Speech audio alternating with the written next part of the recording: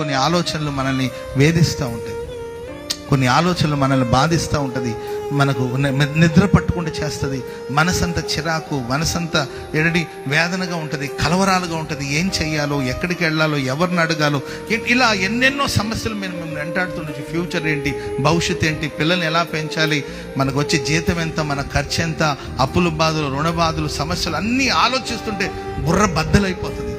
ఒక్కొక్కసారి తలకాయ పేలిపోతుందేమో అని, ఒక్కొక్కసారి నరాలు చిట్లిపోతుందేమో అని, ఇట్లా గుండె బరువెక్కిపోతుంది. ఏడవాలన్నా ఏడ్చేదానికి శక్తి చాలదండి.